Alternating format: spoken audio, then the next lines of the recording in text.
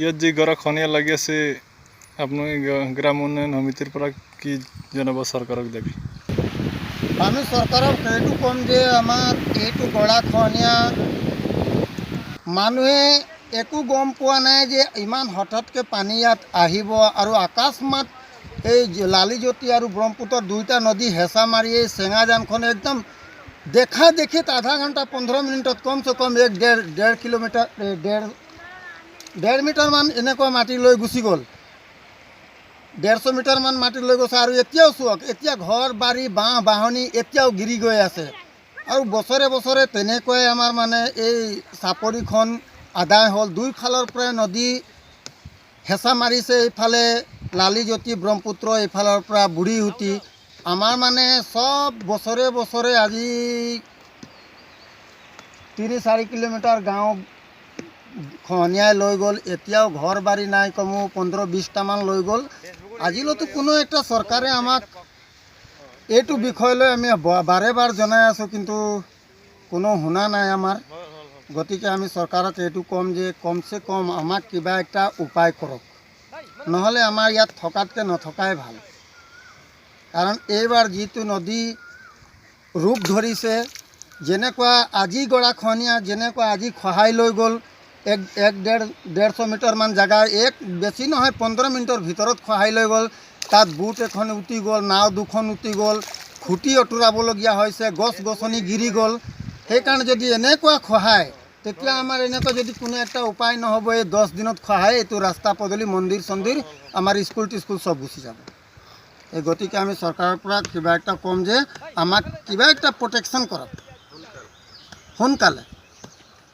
কেন্দ্ৰীয় চৰকাৰৰ চূড়ান্ত অৱহেলা আৰু অসম চৰকাৰৰ জলসম্পদ বিভাগৰ অকৰ্মণ্যতাৰ ফলতেই অসমৰ বানপানী গৰাখহনীয়া সমস্যাৰ ফলপ্ৰসূ সমাধান সম্ভৱ হৈ উঠা নাই, যাৰ ফলত দীৰ্ঘ বছৰ ধৰি অসমৰ বানপানী গৰাখহনীয়া সমস্যাটো অসমৰ জাতীয় আৰু জ্বলন্ত সমস্যা হিচাপে বৰ্তি আছে। দশক কাল ধৰি বানপানী গৰাখহনীয়াত ককবকাই থকা বানাক্ৰান্ত ৰাইজৰ হাজাৰ হাজাৰ হেক্টৰ কৃষিভূমি নদী বুকুত বিলীন গৈছে আৰু শ শ পৰিয়ালৰ শস্য পথাৰ নদী বুকুত জাহ গৈছে। আৰু বানাক্ৰান্ত অঞ্চলৰ প্ৰতি বছৰে শ শ কৃষক পৰিয়ালৰ পশুধন মৃত্যুমুখত পৰিছে আৰু বানাক্ৰান্ত অঞ্চলৰ ৰাস্তা ঘাট দলং কালভাৰ্ট চৰকাৰী বেচৰকাৰী বিভিন্ন অনুষ্ঠান প্ৰতিষ্ঠান বানত বিধ্বস্ত হৈছে। আনকি বহু লোক বানত মৃত্যুমুখতো পৰিবলগীয়া হৈছে আৰু খহনীয়াগ্ৰস্ত বহু শ শ পৰিয়ালে বৰ্তমান মথাউৰি আৰু ৰাস্তাৰ কাষত অহৰি জীৱন যাপন কৰিবলগীয়া আছে। এনে এটা জাতীয় জ্বলন্ত সমস্যা সমাধানৰ কাৰণে গণতান্ত্ৰিক নাগৰিক সুৰক্ষা মঞ্চই দীৰ্ঘ বছৰ ধৰি কেন্দ্ৰীয় ৰাজ্য চৰকাৰক সুপৰিকল্পিতভাৱে বিজ্ঞানসন্মত আৰু দীৰ্ঘম্যাদী শক্তিশালী আঁচনি তৈয়াৰ কৰি ইয়াৰ সমাধানৰ কাৰণে সঠিকভাৱে আঁচনি ৰূপায়ণ কৰিবৰ কাৰণে আমি দাবী জনাই আহিছোঁ।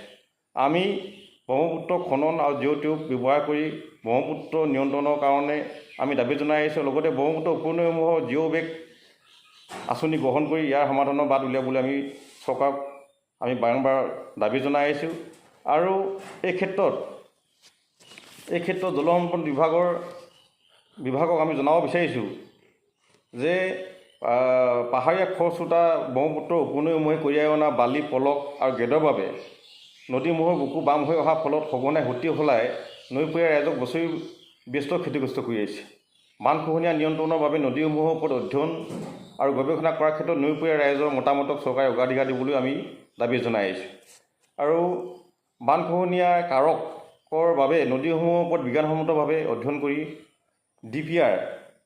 DPR সবিশেষ প্ৰকল্প প্ৰতিবেদন, পাৰিপাৰ্শ্বিক প্ৰভাৱিত বিশ্লেষণ আৰু পৰিৱেশগত আঁচনি প্ৰস্তুত কৰিবলৈ আমি চৰকাৰক দাবী জনাই অহাৰ লগতে অসমৰ বানপানী গৰাখহনীয়া নিয়ন্ত্ৰণৰ বাবে বিজ্ঞানসন্মতভাৱে দীৰ্ঘম্যাদী আঁচনি গ্ৰহণ কৰিবলৈ আমি দাবী জনাই আহিছোঁ। আৰু আমি ক্ষেত্ৰত গণতান্ত্ৰিক নাগৰিক সুৰক্ষা মঞ্চত জনাব বিচাৰিছোঁ যে বানত কৃষিভূমি শস্য পশুধনৰ বিস্তৰ ক্ষতিগ্ৰস্ত পৰিয়ালক উপযুক্ত ক্ষতিপূৰণ দিয়াৰ লগতে খাজনা ৰেহাই দিয়াৰ বাবেও আমি দাবী জনাই আহিছোঁ।